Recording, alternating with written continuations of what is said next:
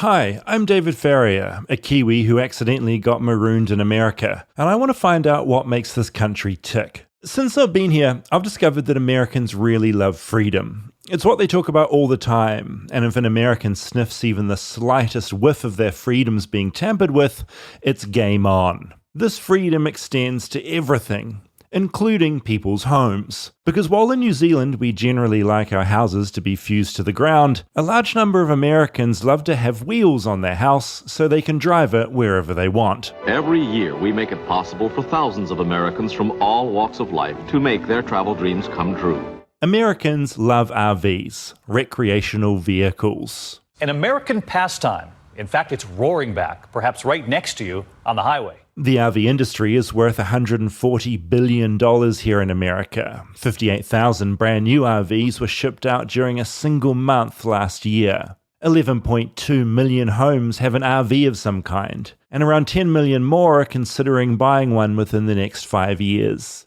With all that in mind, I want to find out why Americans are obsessed with RVs. So, get ready to take your toilet, bedroom, bathroom, lounge, and entire family, basically everything including the kitchen sink, on a giant road trip. Because this is the RV episode. Flightless, flightless, flightless bird touchdown in America. I'm a flightless bird touchdown in America. I mean, this would talk about having the perfect guest for this episode. Yeah, I mean, I should have just interviewed you for the entire documentary. I don't know why I went out and made one. This is like your lifeblood. I mean, the first thing I really saw when I ever came up here to the attic was your RV. Aerosmith spending the night at our house all the time. Here's where I'll hit you right now with a distinction. Okay. That is not an RV. Oh, what do you have? And I'm going to be an elitist right now. I'm going to expose myself as being a brat, but I got to tell you, that's a bus. All the people that own the bus I have, they love calling it a coach, which is triggering to me for my class warfare. No, that's interesting because I've been watching Hacks. It's this comedy about this female comedian, and she's got a lot of money, and I think she has a bus. Right. That's a tour bus as opposed to an RV. What's the difference? Okay, so basically recreational vehicles, that's, you go out to the lake, you go out for a weekend, people do live in them, and that's very much approachable for the middle class. Now, how much are they? Well, they range. You can get a Sprinter van all the way up to probably like a 35-foot Class A motorhome. Because it goes from, you can tow it on a trailer, it can be on 4 wheels. Like, what makes an RV an RV? If I put a toilet in my car, is that then an RV? Sure. If you go out and recreate in it, then it's technically one. So you've got trailers that are towed behind trucks, and those range in size from little tiny Airstreams that are 12 feet long to dudes have people have. I'm sure women have them too. Dudes. But I think not even men, dudes. I guess I'll call women dudes too. Male and female dudes can have 40-foot fifth wheel trailers behind it. And then financially, a step up from that is that it's all self-contained and it has a chassis and an engine and everything. So that's one strata, right? Mm-hmm. And then the first rung of that would be a Class C, where you have basically the cab of a van up front, and these manufacturers sell their van with just nothing in back. And then some manufacturer puts the big shell on back, and they build up the living space. A Class A is now where it's not using the front of a van or a truck. It is a specifically designed whole box on top of a chassis. Oh, okay. So this is a whole other level. Now, within Class A, the big step up is whether you have a gas engine up front or you have what's called a diesel pusher. And that gap is you're looking at going from 120,000 to like 300,000 for the entry level ones. And then in the case of my bus, that's the apex. And that is originally just Greyhound buses, industrial Greyhound buses that then started getting outfitted for traveling bands. Willie Nelson, he's got a Prevost tour bus. Then that led to people having Prevost as recreational vehicles. And those rich people call their buses coach. The guy who sold me mine, shout out to David Garza down in Texas, he'd say, Dax, your family's going to love this coach. When you get in this coach and you get on the highway, you're going to feel, Dax, the build quality of the Ford travel coach. We talked so much because it took me 6 months to get mine from when I liked it and put a deposit down until it got unensnared in some legal thing. That's a whole other episode. There was a point where he called me and said, Dax, it's David Garza. Unfortunately, your family is not going to get this coach. That's how he delivered the information to you? Yes. So I've thought about this more than anything. He always mentioned my name in every sentence and generally your family. And this became a bit between my friend Huey and I, who lives in Nashville, where every time we want to do something selfish, we always go, for our family. I want to get up and leave the house for my family. So what we think we've discovered is the saying someone's name is a well-worn trope in sales. You say their name every sentence, you Instantly feel close. You're warmed. Intimacy, yeah. The your family got curious to me. And I think what Huey and I figured out was this. It's not for your family. No wife has ever been like, hon, you know what we need to spend half of our net worth on? A fucking bus. And so the salesman's smart enough to know that you feel a little unethical about this outrageous purchase. So they're going to keep telling you it's for your family. I'm telling you, it's the most selfish purchase a human makes. It's always a man. I hate to bolster the stereotypes, but listen, it's a man who wants a bus. It's like a man wants a semi. It's a man who wants to be a rock star. Sure.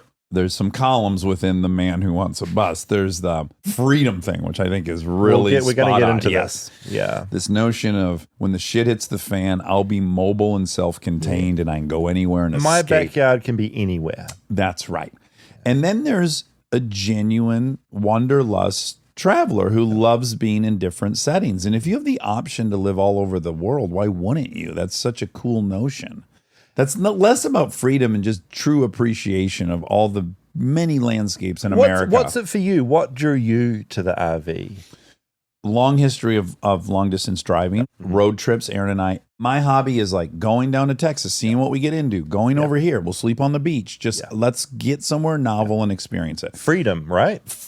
Is that freedom though? I think it's freedom. The idea that you're not necessarily going to have to be at that hotel or that motel or that Airbnb. We can be anywhere. We can park on a beach. We can sleep wherever we want. I think it's freedom. I think it's part of that psyche. It's wonderful. Well, adventure. That's what I'd prefer to call it. It's like Aaron and I weren't in an RV. We were in my fucking Geo Metro 3-cylinder with no room to sleep, and we just sleep outside. Let's see where the wind takes us. Let's see what's there.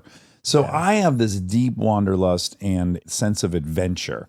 And now I have the means that I can have everything I want while I'm on the adventure. I can tow my off-road vehicles with the bus. I can take a shower in there. I can wash clothes in there. I can cook real meals in there. That bus to me is my favorite thing I've ever owned. I'm getting in it in 3 days and I'm going to be out in it for a month. Yeah. And I'll be with my family for 2 of the weeks. And then I get the fucking family out of there and Aaron Weekly flies in and he and I, and then we get to the real shit. And we're already planning, like, where are we going to go? We're going to go see the Ava brothers park the bus next to their bus. We want to go to a mud bog tournament. We want to tackle America in the bus. I also think freedom adjacent is not being restricted. It's not being confined. It's like, I can do anything at any time. It's like freedom, but it's not exactly that. It's like, I'm not stuck.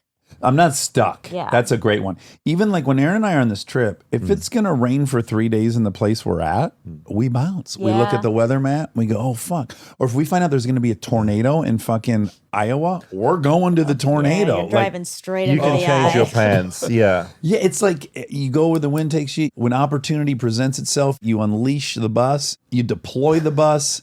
For me, the fantasy of it, the wanderer, yet you're not paying any price. Aaron and I, when we both graduated, or I graduated, when we got out of high school, we lived in my Mustang for 6 months. 6 months. That's burrowing down so hard. Oh my God. Yes. And we just roamed the country for 6 months. And it was for sure one of the highlights of my life. Full disclosure, my relationship to RVs is terror and panic because I came to America to go to Coachella a very long time ago. I really wanted to go to Coachella. It was the Tupac hologram, it was Radiohead. I met my friends here, and it was my job to drive the RV to Coachella. I'd never driven on an American road before, so my first experience driving on the opposite side of the road, sitting on the opposite side of where you're meant to have the steering wheel, was in this giant RV hurtling along the road. It was such a terrifying thing because it's so big.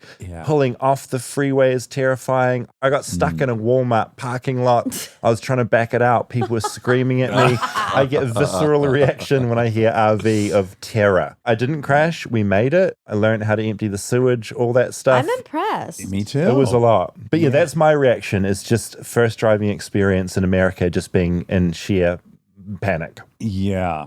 So my bus is 45 feet long. And I tow a 30-foot trailer. Oh, there's more. Which is illegal. You're only allowed to be 65 feet all in rolling down the road, and we're often 75, 80. Who is ever going to pick up on that? Is anyone going to call you out? Yes. Only California. It's the only place that even gives a shit. You'll find all the time when you're in the sand dunes that sometimes they're running kind of stings on it, and they're only targeting guys from Arizona coming to California to go to the sand dunes. In fucking Arizona, they're 100 feet long. No one's batting an eye. They just don't care. Also, California is rare in that you got to have a special license for my bus, but no other state do you have to just have California. That. Yes, right. just so California. So they're pulling you over and they're coming up with a tape have a measure? fucking super long tape like you'd measure a football field with, and they roll it out from the front of your... Yes. The good thing is that people clear out of the way for you. If you change lanes, people sort of move, or that's what I found. I don't want to be a brat because, look, I drive a 40,000-pound vehicle. It's on me. But in California in particular... Your average driver has no sense. I don't think you guys realize what you're playing with. Like this is gonna. Yes, it's like a freight ship. Like I can't stop in 40 feet. For this episode, I did some research and I made the mistake of Googling RV crashes. And it's people slow-mo getting out of control on icy roads, being places they shouldn't. And it's horrific to see because once it spins on ice or something, it's just such a big thing that's out of control.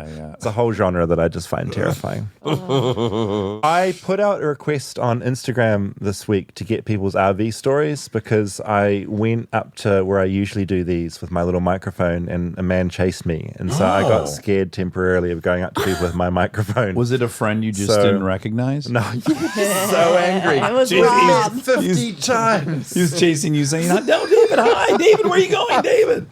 I made the mistake of walking up to someone who I think just was particularly unhinged and they kind of lunged at me. I got quite a big fright. And I just didn't want to go back up there again. Anyway, so I went on Instagram and I said, if you have an RV experience you think's worth sharing, send me a voice memo. And so these are some of my favorites. I lived in a motorhome for a year and a half as a kid. My family traveled the country and my parents homeschooled us and we went to 40 some odd states. Traveling in a motorhome was a really unique way to see the world. Is so much easier than any other way to travel with kids because I would get up and make lunches while she was driving. The kids could use the bathroom the whole time. It just worked out so well. One of the craziest things that happened to us, we were looking for somewhere to park overnight and someone we met said, oh, I work at a Walmart. You can stay in the parking lot. And so we're following this car across town and all of a sudden we hear like a gunshot and my dad yells, we're being shot at. Get down, everybody. And so we all got down and we hear continual shots and we get to the Walmart parking lot and get out and there are bullet holes in our windshield. There's one in the driver's side window and bullet holes all down the length of the motorhome. I quarantined in an RV at the start of the COVID pandemic, but had nowhere really to quarantine at my parents' house. And so they borrowed a camper. And while I'm very grateful for that, it was an awful experience. It was still snowing. The camper was moving back and forth because of the storm happening outside. The heater broke, so I was bundled up in winter coats and blankets constantly. The water stopped working, so I couldn't shower. I was absolutely disgusting. We were visiting Joshua Tree National Park. I was dumping our sewage tanks, and a nice couple from Germany that were visiting really didn't understand the American system of the black tanks and dumping. So I offered to help them out, showed them how to do everything. And when they were done, the gentleman disconnected, whipped around, flung the hose, and covered my lower body with their excrement. However, it was okay. They were nice, and there was a hose there. I washed off. Wow. That's a compliment in Germany. They like their Scheiße. I actually got in trouble from a lot of Germans after the toilet episode because I talked a bit about how much Germans love poo or something. I made some I comment. think we did. Maybe you guys did. Certainly I heard we- from a lot of Germans saying, just so you know, we're not all into poo. I believe we're not all into it for sure. But there's a Vanity Fair article about it, I think. I'm going to trust 99% of you. Yeah. All I can say is that it was a German that sprayed an American man with feces. I kept thinking this on our European trip this summer. We were driving around Austria and Italy and all those roads, and I was like, well, you just don't see any big browns. I don't even think I could drive Not Big Brown. poop. My bus is called Big Brown. Big Brown's bigger than all the semis here. They don't even have vehicles like that. And then I was also thinking about, I got obsessed with Tyson Fury the other night, and I stayed up all night learning about him. Do you know anything about him, the boxer? Very little. I know he's a boxer. That's all I've got. But he's what's called a caravanner. I think in the old days, they called those folks gypsies. He calls himself the Gypsy King. But, you know, there's a whole subset of Brits that are caravanners as a culture. They live in caravans. They travel in caravans. But what shocked me when I was watching this Tyson Fury thing was he parked his Ferrari next to his caravan. It doesn't even exist anywhere like it does here. That's why I really wanted to dive into this, because in New Zealand, you don't see the RV culture. Tourists would maybe get an RV when they land and drive around the South Island to see all that Lord of the Rings stuff. But New Zealanders don't aspire to own an RV. We're much more into caravans. So people will have a caravan. We've got little caravan parks. Yeah. You might tow it on the back of your car. They're tiny, though. But they're tiny, but our whole infrastructure is smaller. I feel like America is built for RVs because your roads are so big. Yeah.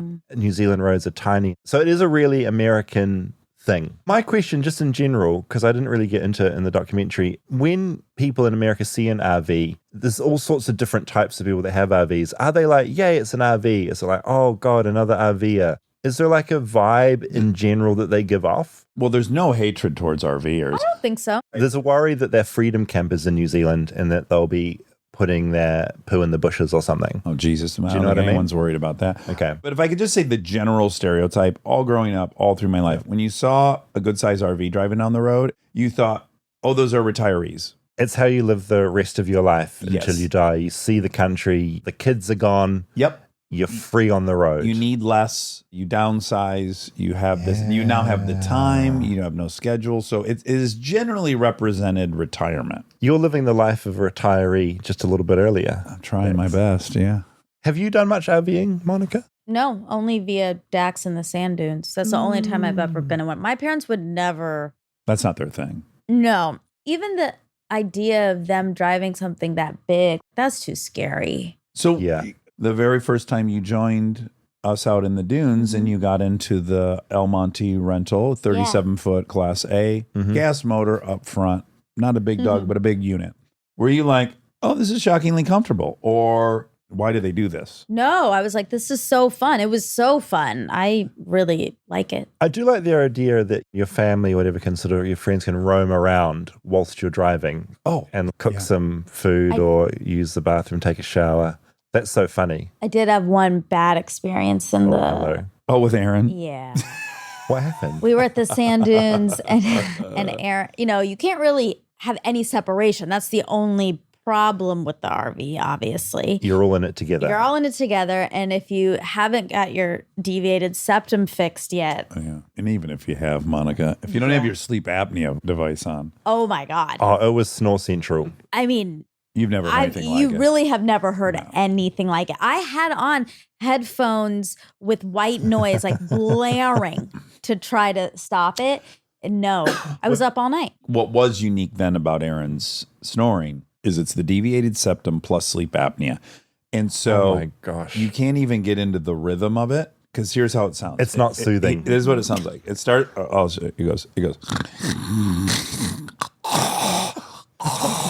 Oh, Jesus.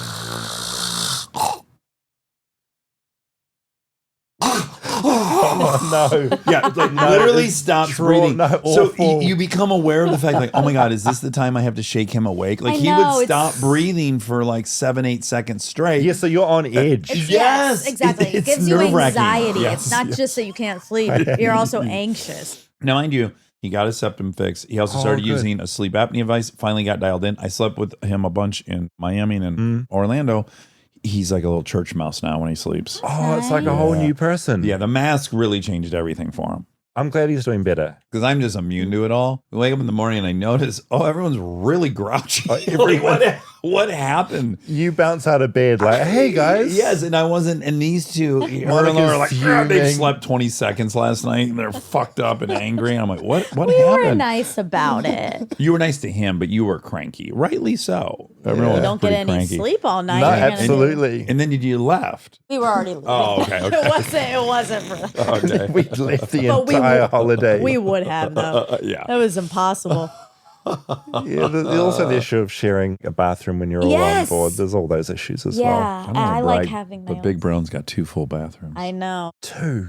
Yeah, both with You can have showers. 2 people doing a poo at the same time. In the dream situation, yeah. Ideally. Me and a German friend. Okay, this is my little documentary that I made to educate us all a little bit more about RVs. I am curious if you learn anything from this, Dax.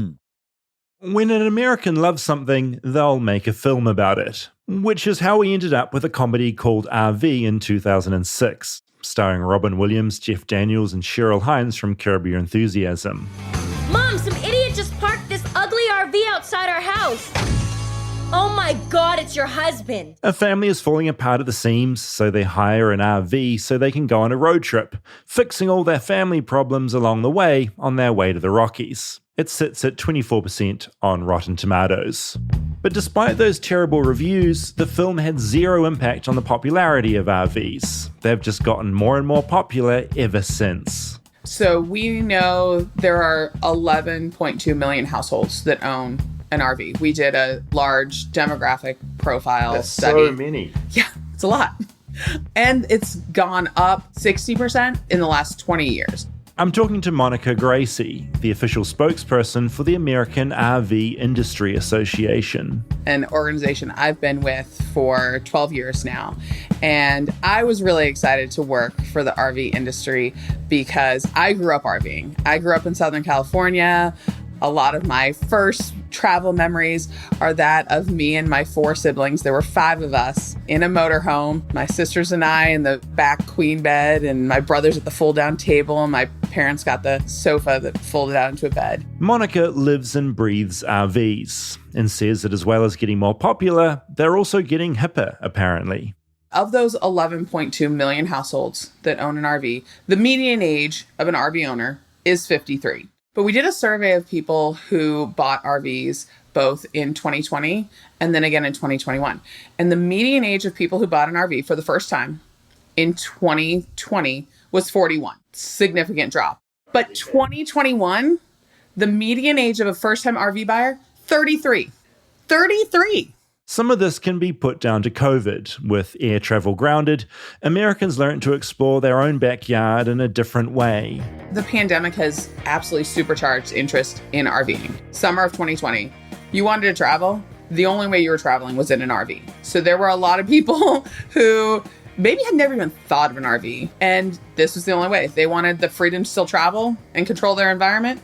It was RVing. And we continue to see people wanting to go RVing because, as corny as it sounds, is that people rediscovered the great outdoors during COVID. I can't do anything. I'm locked at home. If I have to be inside for 1 more minute, I'm going to go crazy. And so people wanted to be outside. And whether that was their local park or, I don't know, playing pickleball, like that's now a thing. What is pickleball? I don't know. I just know it's like the fastest growing sport. I Google pickleball and find an article from July's New Yorker called Can Pickleball Save America?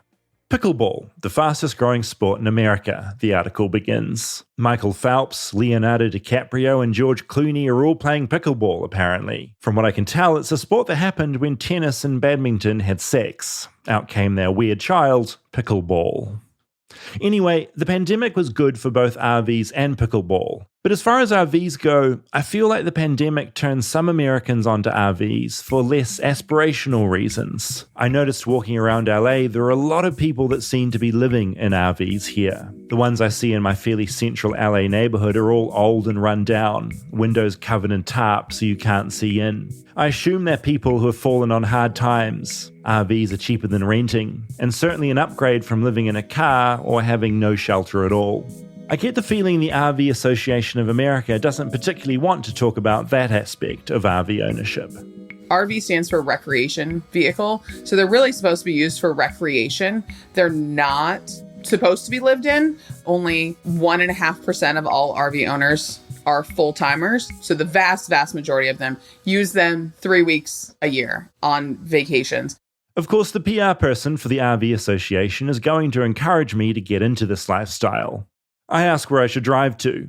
She tells me the West Coast is good. Apparently I need to go to the Grand Canyon, and someplace where you can lie down and be in all 4 states at the same time. The main decision is what size and style of RV to get. That's what's really interesting. There are so many different types. You've got everything from a pop-up camper that you can keep in your garage and it pops up, and you can get those for $5,000-$6,000. And then you go all the way up to these million or multi-million-dollar coaches that can be nicer than a lot of people's houses. And there's everything in between.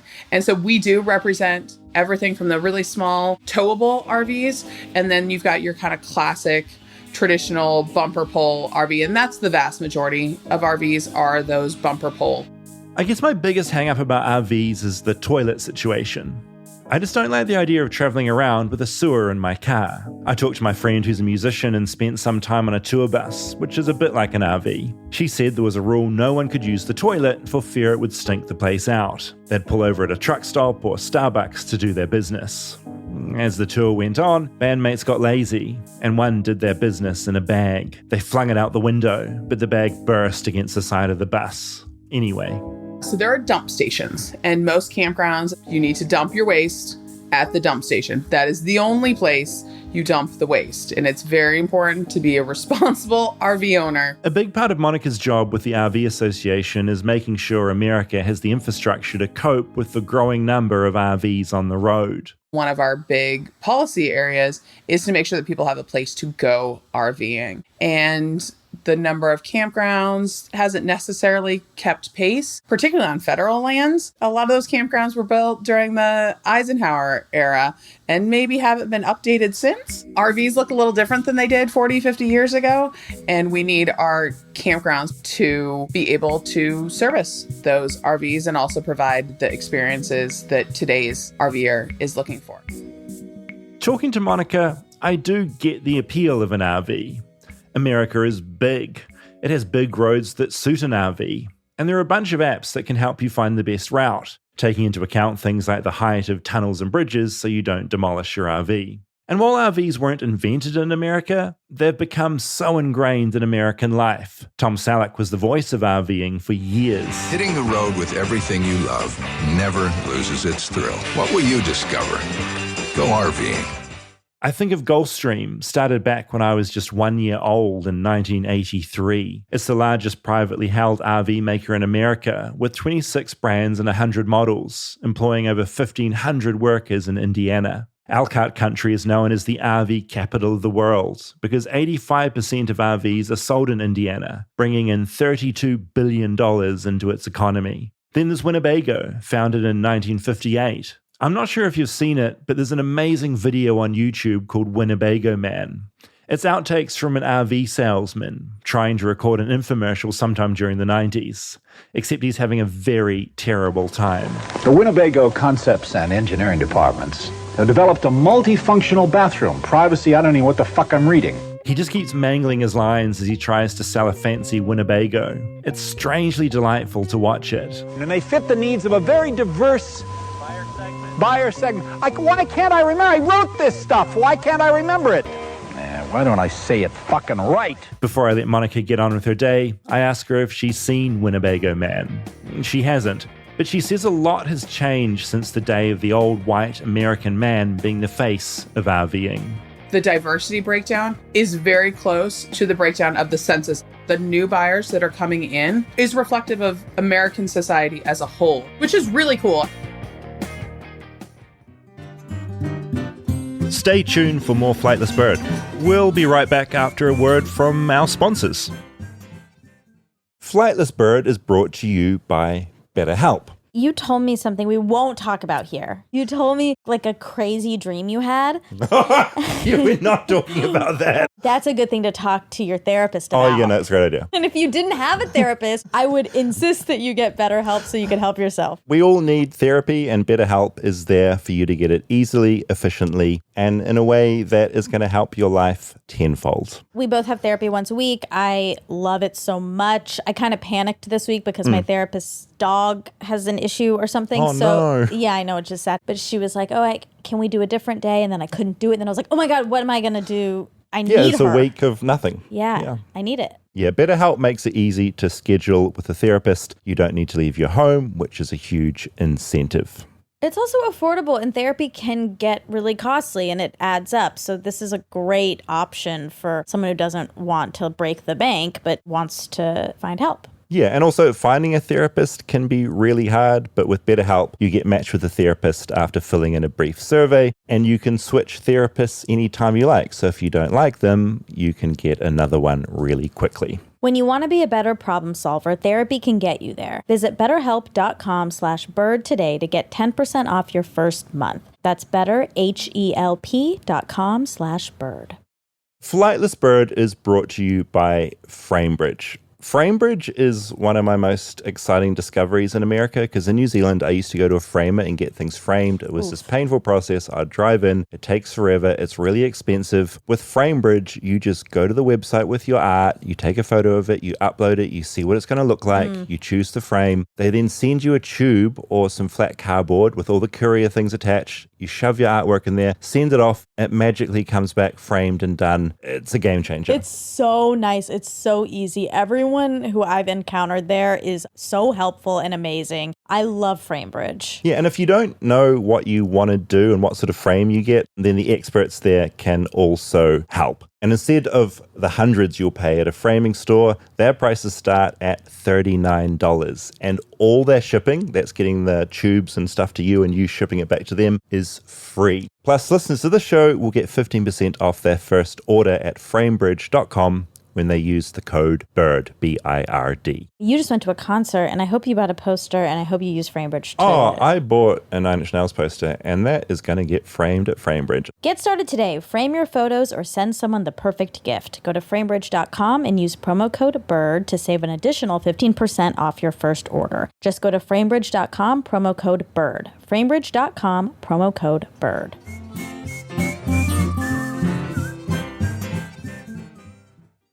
I thought that was really interesting that it is getting younger and more diverse because I, like you, just thought it was so old, but it apparently is changing. The thing I was thinking of course, is like probably the most famous RV thing in movies is Christmas Vacation. The fact that Uncle Eddie shows up in an RV. Uncle Eddie is the epitome of the backwards hillbilly. He's been the butt of the jokes for 3 films, and now he shows up in this RV. He empties the toilet in the sewer out front, which is illegal. There's an explosion. Hilarious. That's what people associated RVs with. Yeah. That's not it now. Hipster's RV. It's definitely had a huge transformation. Yeah. It's like all over Instagram, people It RVing. is. Yeah. And there's cool ones. There's apps now. I think one's called Hip Camp. I've done that. You have? It's called Hip Camp? Well, it's glamping is, I think, well, what glamping's they're on. Right. Oh, well, she said the app is everything with this stuff because it'll like show you where you can go, where you can use campgrounds, everything. Hip Camp is sites, and then there's Outdoorsy where you can actually rent like trucks from people. Like if you wanted to rent it, it's like Airbnb for RVs. Oh, that's cool. I have plans of using Hip Camp on this trip with Aaron. Yeah, right. Because we don't know where we're staying. Yeah, so like the whole thing's changing. And I also said, who's your new spokesperson? And they're like, we don't use any, we used to use celebs to sell it. We just use now like real people on the ground. So it's all that kind of marketing now being pushed to people. If you had to ask me my very favorite YouTube clip of all time, it is the Winnebago. Yeah, just search for Winnebago, man. If you haven't seen it, it's delightful. And then there's a great documentary that was made about him. They find him, right? Yes. Is it called Winnebago It is. Man? It yeah, is. it's incredible. At one point, a fly starts landing on him, and he just starts screaming at this fly. He goes, 1 fly, 2 flies. So get out of here, you jackass. Yeah, I used to have the entire thing memorized. But he's a beautiful dude. Incredible history, that guy. He was like a news reporter. Then he got into writing these spots. Yeah, there's much more to him than just being an angry RV salesman. And at the time they meet up with him, he's largely blind. He feels made fun of, but then he comes to realize how much joy it gives people. Like, he learns to embrace it at the end. He goes to a screening. It's a really beautiful documentary. It is a really beautiful. If you haven't seen Winnebago Man, please do watch it. Tickled. And Tickled, yeah, 2 great things. Yeah, and check Thanks, out Monica. Chips on Netflix while we're pumping stuff. Okay. Anyways, so in the era of Winnebago Man, you would run a 110 plug from your house into that thing to run the electronics. There were very little electronics. Maybe you had a fridge and probably ran on propane. Nowadays, like my bus, I have a 50 amp output for it because I can run 4 AC units. I have a residential fridge inside. The demands are so much different. And so in all these older campgrounds, they don't have any of the shit. Yeah, you need to draw the power of a small city. Pointing out the waste, yes.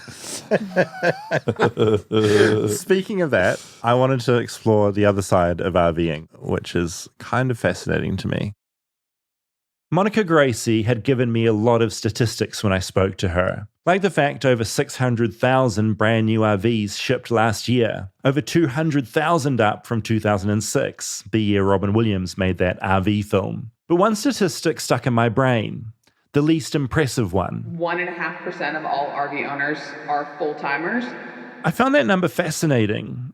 Going on that stat of 11.2 million homes having an RV, that means around 168,000 Americans are living in an RV full-time. That's bigger than the population of the town in New Zealand that I grew up in. I wanted to meet someone who'd made an RV their permanent abode. Well, my name is Anthony Guzman. I'm actually an actor. You can Google me and actually find me if you want. For the last month, I'd kept seeing this RV parked up in a park that I go to. It came and went, but it always ended up parked under the same tree, which is near this little trickling stream. One day I saw a very tanned, quite lithe man emerge from inside, and I said hello. Oh, and I did Google him. He was born in Cuba in 1966. He's been in a whole bunch of stuff since the 90s, including El Cartel, a Colombian TV series where he played Agent Peter McAllister, head of the DEA. ¿Qué tal esto? El símbolo de la libertad. Y yo volviendo a prisión. It was a pretty big show in Latin America.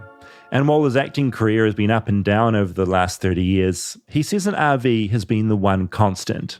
I've been here since 92. I've been living in RVs most of the time. If you are a tax-paying citizen, have a clean license, not a felon, you can park anywhere you want. And where we're sitting right now is a park donated by a wealthy family to the city. This place is an RV sanctuary. I mean, I come to this park to go for a walk most days. And yeah, I guess it would make a really nice place to live. The houses here cost a lot. I mean, he doesn't live here exactly. He lives in an RV. But he tries to make sure the RV is here as much as possible. At 5 a.m, you're allowed to pull in here. And then at sundown, you can cruise right out. But that's at 9 o'clock at night. So you got a free, beautiful sanctuarium in the middle of, Godland right here for free. This is heaven. Right now, we're sat on a nice green hill. His 2 dogs sit next to us, both half huskies, half terriers. Oh, my dog's name is Obi, after Obi-Wan Kenobi, and then Niña for girl in Spanish, Niña. Anthony says this lifestyle is not for everyone. He went through a divorce a while back, and apart from Obi and Nina, he lives alone. So it's not like he has to jam his whole family into his RV. He's fit and in good health. He says that's important. You have to be able to deal with things when they break down, and be savvy to fix things. He doesn't have a toilet in his RV, because he says that creates a smell, and if you're parking in a public place, that starts to bother people. His goal is to be as clean and unobtrusive as possible. You can't really have a kid, because if your kid needs to go to the bathroom, you're not going to tell them, oh, go in a little bag. Hold on, let me get the bag ready. No, it doesn't work like that. You have to be like, I think a single guy, maybe with a wife that's outdoorsy too. He says not having a toilet nearby and other complications that come from living in a small place are all worth it. If something bothers you, like if you're renting an apartment, you can't just leave your apartment because your neighbor's bothering you, but in an RV, you can do that. Yeah, you can just take off if anyone's bugging you in any way whatsoever. It's like a different backyard every day. Correct.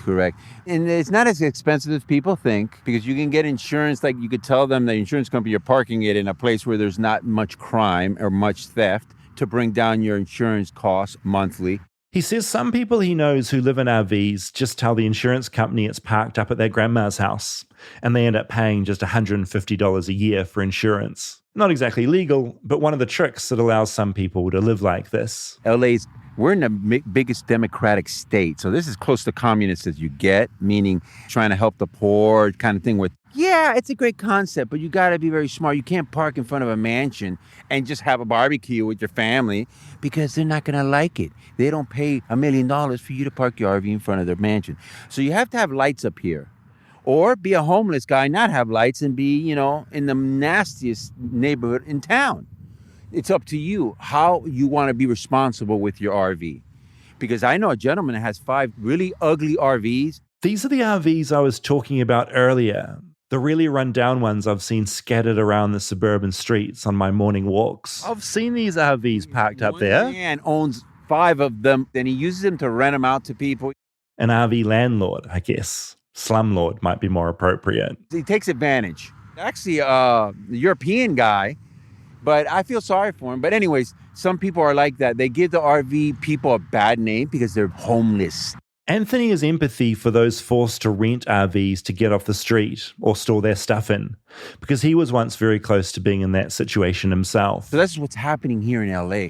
As the rents are blown sky high, in Miami too, by the way, sky high.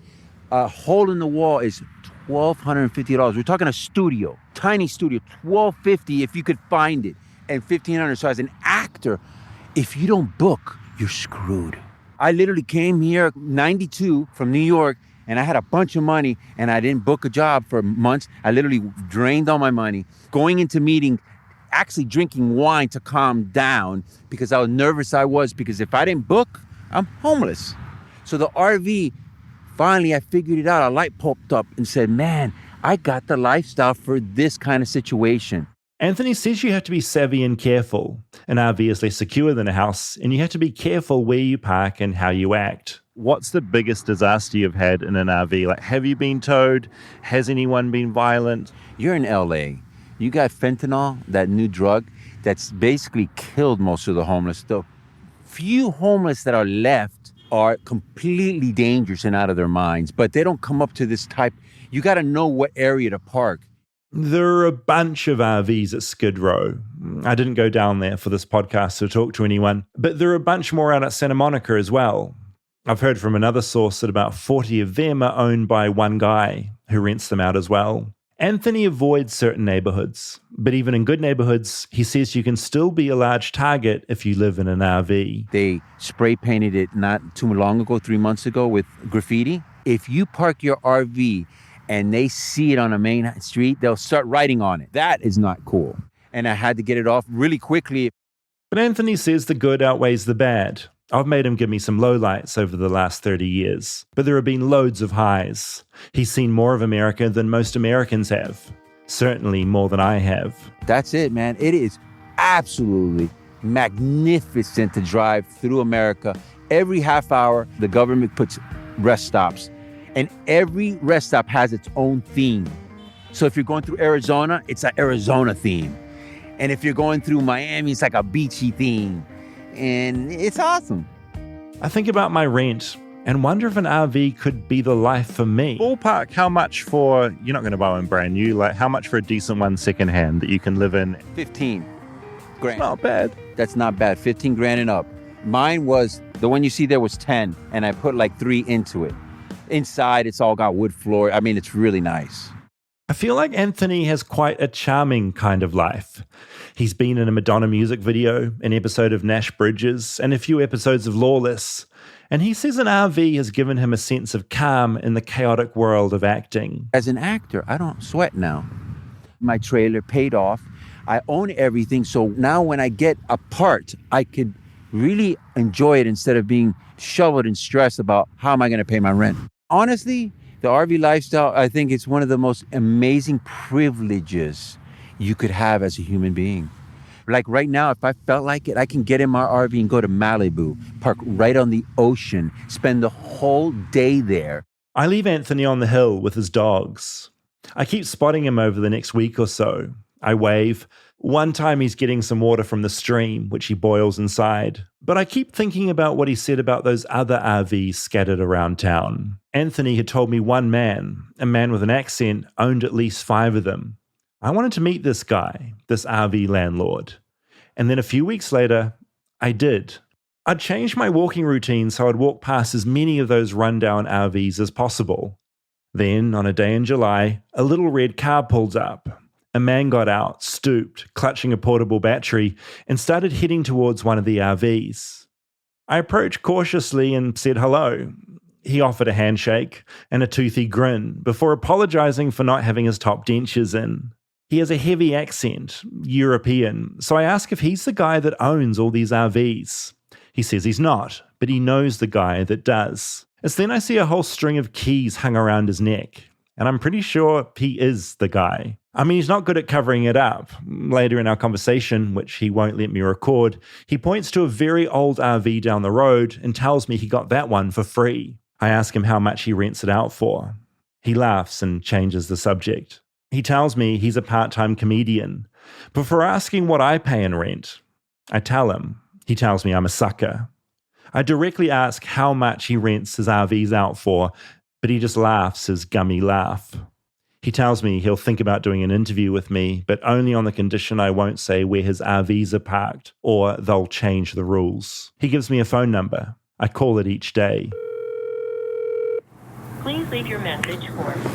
I leave a lot of messages. Oh, hey, it's David Farrier. I bumped into you on the street the other day. And then a few days after that, it's disconnected.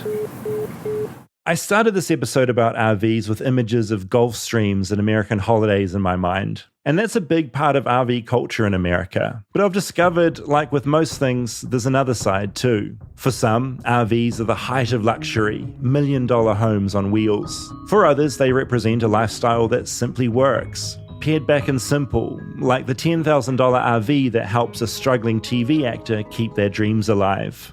And for others, RVs are born out of desperation, a way of being on the street while still having a roof over their heads. To do this, perhaps you pay a man with no upper teeth who got your home for free before renting it out to you. The man tells you he's a part-time comedian, and maybe that makes you the punchline of a bad joke. I That was can't good, David. well, first of all, wow, that was great. I can't believe it took the turn into one of my biggest preoccupations is those fucking RVs. He doesn't have to tell you where they're parked. I'll tell you where they're parked. Exactly. By your About 8 of house. them are in front of my house. Well, first of all, I loved Anthony. He's clearly a something- sweet dude. He's a sweet dude. I like Anthony. Unfortunately, most of the urban RVers aren't as conscientious as him. It'd be great if they all behaved like he did. I don't think there'd be a problem. The fact that I was leaving to bring the girls to school and one was engulfed in flames in front of my house and burnt to the ground is more the norm. Yeah. And when you're walking by on your night walk, quite often the door's open and people are smoking meth inside, and that's the reality. And I was fascinated because I walk here to record and I'm always walking past them and I kept seeing them all. And in my mind, I was like, oh, okay, so obviously these are pretty rundown. Someone's bought them for cheap and they're living in this area. That's what I thought. Because it's a nice area. But no, what I found out is, and it happens out by the beach as well, there are these RV landlords. They buy them, slumlords. They buy them or get given them for free. And then they rent them back to people. I guess there's 2 takes on that, right? They're providing a service to people that would be on the road otherwise. Also, though, it seems pretty, Here's where I think our compassion for anyone that would find themselves homeless clouds our evaluation of the situation, which is, I can't go park my bus at the public park. Yeah. That we agree that that's a space that is not for camping. It's a public park for playing with kids and having your dogs run around. I have to have a reservation. I have to make an appointment. I can't just park willy-nilly wherever I want. How does it work? There are like these, I mean, this guy I met who apparently owns 5 of them, got one for free. Yeah. And is now renting it out to someone. So they're junkers. Like they wouldn't be roadworthy. No. We wouldn't allow someone to drive them down the street. And then the other thing that I think our compassion clouds a little bit, our assessment, is no one would suggest that everyone has a right to live in Beverly Hills. Like when you pose it that way, it sounds kind of preposterous. Or I have a right to live on Martha's Vineyard. You could make enough money to go live there. Yeah, the rents are terrible here. And that means not everyone can afford to live here. It doesn't mean that everyone can live here out on the middle of a sidewalk and you can't walk down it anymore. It's the weirdest loophole around here. It's legally, it's allowed. And the reason he wouldn't tell me his name or desperately didn't want me to say where he was is that he didn't want the rules to change. And in the back of my mind, I was like, what if it is a family that's in there that's suddenly going to get evicted? I don't want to be the one that's responsible for that. Do you know what I mean? I've never walked by one of these motorhomes that a family was in. In the evening, they're often open, and I see what's happening there. And it's generally 3 or 4 dudes gathered, and they're doing drugs or they're getting drunk. It'd be one thing if there were a bunch of displaced families with children. That's just not the reality of the situation. Did you know that they were all owned by one person? I'm going to eat crow right now because my friend Leslie was like, those are all owned by a guy and he's renting them out. And I'm like, there's no conspiracy. That's bullshit. These are just people who are living in them and they own them. And I've increasingly been getting more info that suggests she's right. And now when you did this, I'm like, oh my God, it's actually. And you talked to the guy. Yeah, no, met him. And very clearly in the middle of the conversation, he just pointed it to it and he said, I got that one for free. And he did literally have a chain of keys around his neck. But it's weird that, it is illegal to park on the street. They're covered in tickets. Yeah, so the key is of course it shouldn't be illegal. If I'm a homeowner that's going on a trip in 2 days and I want to bring my RV to my house and load it, I should be able to park in front of my house on the street. Totally realistic, manageable, not a problem. So how do they delineate between that and a permanent resident that thing's never going on any trip? Yeah. Anthony's not driving that thing to Miami. It's not happening as much as I love him. Anthony Guzman, his RV is drivable. He's driving it.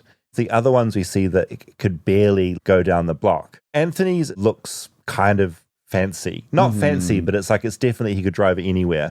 That's when I became curious what separated out someone like him and what he's living in to the ones that I walk past every day that are covered in tarp and have fake security cameras on the outside that kind of look like they're surveilling you. It's a really interesting thing in America, and we wouldn't get that in New Zealand. And it's very LA, I suppose. Yeah, I've not seen a study on this, but anecdotally, I don't see any Anthonys. I see only the permanent parked piles of shit that no one should be living in and are dangerous and at risk of exploding all the time. I don't see any nice motor, Yeah, that's not something you see a lot of. That's not the issue in LA is well-maintained motorhomes moving around and going to the beach. And that's just not the issue. No, and down on Skid Row, I was talking to someone and there are a bunch of RVs down there. And I mean, they've got the top shaved off. So it's just, they're basically just walls. I just think it's so fascinating that RVs, which in my mind, we're talking about the family holiday and that kind of thing, this idealistic version of what America is. But there's this other side here now, increasingly, where they are just used for the sort of the lower kind of echelons of society trying to stay afloat or not. It's just such an interesting spectrum. So that's post-pandemic, probably obviously more, and it's increasing. We weren't seeing this 10 years ago as much. Right. Well, and then it's just a bigger debate of whether or not you think everyone has a right to be living everywhere they'd like to be. Yes. Yeah. But I mean, our cars have been towed for parking past 3 o'clock on my street. You've driven me a couple times to impound yards. My car's been towed. It's probably so hard to tow them as well, right? Because they're so big. It's easy to tow a car. You need a wrecker, and then the thing's disintegrating as you tow it, so you need a cleanup crew behind the thing. They just don't think it's worth it. I just think we're in a city of 9 million or whatever it is, and there's murderers, and there's rapists, and there's thieves, and how far down the list of priority and importance is the motorhomes in front of my house? And by the way, I got to be clear. His notion that no millionaire wants to see someone barbecuing, that's actually, for me, not it. There's 3 super high dudes in each one, and I would like it for my kids to be able to walk outside of the house at 10 years old. So, totally. We're bumping into their rights versus my kids' rights versus my rights. 100%. Yeah. I feel sometimes walking past some of those at night a little bit like I'm going to take my AirPods out and just be aware of what's going on. I think it's okay for us to, as a civilization and a society, have cities we're proud of and we maintain and we keep beautiful and we attract new people to. And We can't just turn every space over to each person who has zero regard for the space and say, completely, that's what we got to do. Yeah. The big fix is figuring out exactly what to do with those people and like how to look after them. The only side of the equation being approached is the end of the line. There's nothing It's upstream. too late. It's way too late at that point. And I don't know how. I mean, I look around the States and it's like everyone's looking around and no one can solve it yet, right? It's just too big of a problem. If I bump into this guy again, I'll try and I really wanted to get him. He had a certain speaking style that I really wanted to capture, but he just really wouldn't let me even begin to record. But did that really interesting thing that some people do when they say, I don't want to be interviewed. Because I said, I'm working on a podcast, I'm making a show about RVs. When they say they don't want to be interviewed, but they still really want to talk to you. So you talked to me for so long. Oh, wow. This was in your recent Webworm newsletter, which is a tip in descending order. Email's the worst, voicemail's good, but talk to people. Get in front of people. If you want someone to talk. They can't resist. Yeah, totally. People want to talk. And even this guy the whole time was being like, I don't want to talk about this. I don't want to talk about this. But see that RV down there? I got it for free. Yeah. People are so funny. Part of this show is learning about David. And we learned something. We went to get wings, David's favorite food. He's non-confrontational. He doesn't want to disturb anything or ask for anything, really. But when it's under the guise of work, when it's like for a doc and for the podcast, he'll do anything. He'll talk to anyone. And I just found that very interesting. He can get into a character where he can poke and be a rascal. Yeah, it's a little persona. Yeah, I don't want to, if the food's not good, or I would never say something confrontational to anyone. Be it in a work sense, if I want to be a bit bratty for a documentary or my little Webworm newsletter or the show, I love poking people because it's kind of fun. Yeah, you're a provocateur in a way. Yeah. You're a poke. It's a different thing. Compliment. It's kind of fun when it's for something. When it's just your life, it's not for something, then I don't want to antagonize anyone. I just want to go through peacefully. You don't value your own comfort or pleasure or whatever it may be. You spent $18 on wings and they're undercooked. You as the individual don't deserve to make waves. But if it's in the name of the masses, you find a courage. Yeah, that's exactly it. Yeah, if it's just for me, there's not enough in it to create any kind of drama. But if I feel like I'm talking on behalf of someone who's worse off or something, that gives me the goal to do it or something. I don't know if it's because I'm a nice person. It's just like an excuse. But I would argue I don't know. It shouldn't be either or.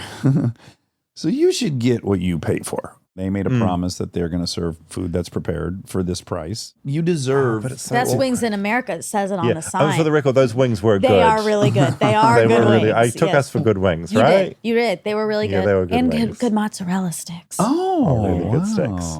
We find outlets to explore different pieces of our personality. You've probably been nurtured to not have conflict. I mean, New Zealand, Absolutely. so that's 100%. all ingrained. But there's a major part of you that is a rascal, like Rob. Oh, yeah. Part of the reason I wanted to get more into documentary was it was an excuse. You can roam around in people's houses, which is great. You can just like arrive with your camera and set up, and it's just given free reign, which is very funny to me. Yeah. And you can antagonize people, and it's sort of part of it all. And that's kind of fun. It's fun seeing what people do. It feels and how they react. Like a safe, even though it's not. It feels like a justified safe way. Exactly. Just like my massages. Yeah. Safe way to get touched. Yes. Yes. I love that. That's yet another appeal of RVing is you're a new person in a new place every time you arrive. So you can really be anyone. It's a fresh start every day. Yeah. Yeah, I love that. Yeah. I really love that. Maybe you and your wife are swingers when you go to Nebraska in a motorhome. Who knows what you are where you and try it all on. Oh, Dave, this was fascinating and took turns, twisty turns that I enjoyed. Heavy swivy. More American, less American. More. Fuck, I don't RVs are very American. Oh, they are. They are. I also don't support people doing drugs in front of your kids outside the front of the house. Yeah, unless it's weed or shrooms. Yeah, I can live with that. Then it's cool. Love you, David. Thanks, guys.